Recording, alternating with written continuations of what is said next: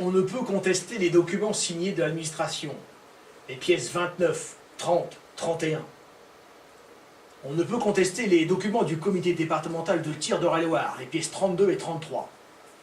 De la même façon, on ne peut pas contester les pièces signées de personnes assermentées, la pièce 2 de l'officier de police Pruvot, la pièce 2 de l'officier de police Fidry, la pièce 20 de l'huissier. Les preuves montrent que deux groupes s'opposent au club depuis le début des années 2000. D'un côté, un groupe minoritaire, ultra minoritaire, d'arbitres et de compétiteurs attachés à la sécurité des tirs et à l'éthique sportive. Et d'un autre côté, le fameux comité et tous les membres du club qui ne suivent le fameux comité que par la très forte peur qu'il leur inspire. M. Martin mentionne un risque d'expulsion du club dans la pièce 34, plus d'un mois avant mon expulsion de 2010. La gestion despotique de M. Budeli et de son fameux comité qui n'existe que grâce à lui, est facilitée par la loi. En effet, un président de club détient en effet le pouvoir annuel de donner ou de ne pas donner son avis favorable personnel à la détention d'armes du tireur. Le président de Ligue régionale de tir signe l'avis favorable, mais uniquement après avis positif du président du club. M. Budeli abuse de ses pouvoirs en exerçant un chantage odieux d'année en année, à l'encontre des membres du club. Par exemple, en les privant d'un accès au stand, c'est le cas de messieurs Lignot, Hubert et Martin en octobre 2012. Par exemple, en les privant d'une nouvelle licence, c'est le cas de monsieur Serge Derouet, voir la pièce numéro 35. C'est le cas de monsieur Pierre Derouet, voir les pièces 36 et 37.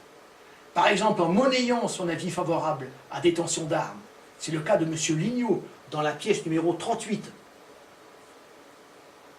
Ou bien M. Budeli refuse le droit d'éligibilité aux gens lors des assemblées générales. M. Darro, M. Pierre Derouet, voire les preuves 36 et 37. C'est aussi le cas pour M. Gall, Legendre, Lamont, Grenouillet, Lignot, qui ont pu se présenter aux élections, voire les pièces 26, 39 et 40. Ces abus conduisent tout naturellement tous les adhérents du club à ne pas témoigner contre M. Budeli. Ceci ressort du compte-rendu, la pièce numéro 40 de l'Assemblée générale de septembre 2011, où le véritable rédacteur du document tient à rester anonyme, de peur de perdre la détention de ses armes ou la possibilité de pratiquer le tir au sein du club. Je connais parfaitement le véritable rédacteur de ce document et je ne donnerai jamais son nom.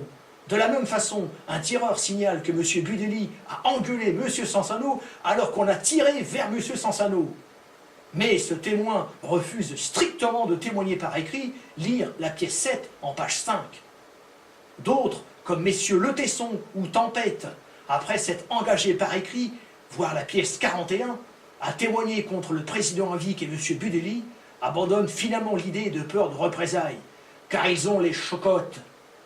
Comme messieurs Boccarelli, comme Serge Derouet et Pierre Derouet, voire la pièce 7, ils ont effectivement entendu M. Budeli les menacer au stand d'un refus de signature d'avis favorable à détention d'armes.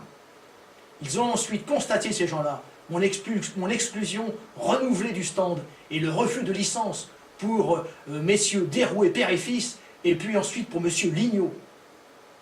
Malgré ce climat de peur insufflé par M. Budeli dès 1998, eh bien j'ai toujours fait prévaloir les intérêts du club et j'ai communiqué uniquement avec M. Budeli et avec personne d'autre, oralement ou par écrit, pendant des années, voire toutes les pages de la pièce numéro 5.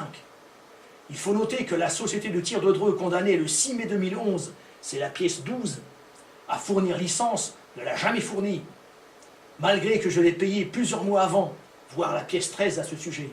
Pour obtenir la licence, j'ai dû faire 4 procès, et cette licence ne m'a servi que 10 jours. L'arrêt de la Cour d'appel de Versailles du 28 novembre 2012, par un simple donné acte, ne tranche aucune contestation. À l'audience d'appel du second référé, le juge mentionne que cette deuxième ordonnance de référé, qui a été rendue le 27 janvier 2012, est fragile, car la société de tir de Dreux a provoqué une seconde réunion en reproduisant les mêmes erreurs dans sa nouvelle convocation. Aucun grief et aucun risque d'exclusion mentionné dans la convocation. Le juge me répète 2 fois de suite qu'il n'a pas pouvoir à me forcer à démissionner. Qu'il n'a pas pouvoir à me forcer à démissionner. Mais qu'on ne fait que me donner conseil de prendre l'initiative de démissionner. Sous la très forte pression du juge et fortement impressionné, j'accepte de prendre l'initiative. De prendre l'initiative de démissionner. Mais j'ignore à cet instant les pressions déjà exercées par M. Budelli. J'apprendrai plus tard que M. Budelli ne fournit pas l'avis favorable à détention d'armes à M. Lignot, car M. Lignot refuse de lui établir un faux témoignage contre moi. Lire les pièces 38 et 42. Apprenant de plus à cette audience d'appel de second référé que je vais passer en correctionnel, j'ignore à cet instant que ce futur procès correctionnel n'est dû qu'à une poursuite directe de M. Budelli et non pas par le procureur comme M. Budelli l'a écrit. En effet, en 2010 puis en 2011, M. Budelli dépose 2 plaintes classées sans suite par le procureur. La première plainte est menace et chantage. La deuxième plainte est menace de mort, réitérée, faite en public. M. Budelli, constatant que les 2 plaintes ont été classées, dépose alors une 3e plainte pour menace de mort, réitérée, faite en public et confirmée par écrit. Et il m'envoie en correctionnel par citation directe, c'est-à-dire par sa propre initiative. Lors de l'audience de correctionnel, le procureur dit « Je n'ai aucune question à poser à M. Sansano. Je laisse la partie civile s'exprimer. » Sans avoir été auditionné par les gendarmes, je passe en audience correctionnelle et je suis évidemment relaxé par le juge des faits dont j'ai été accusé à tort.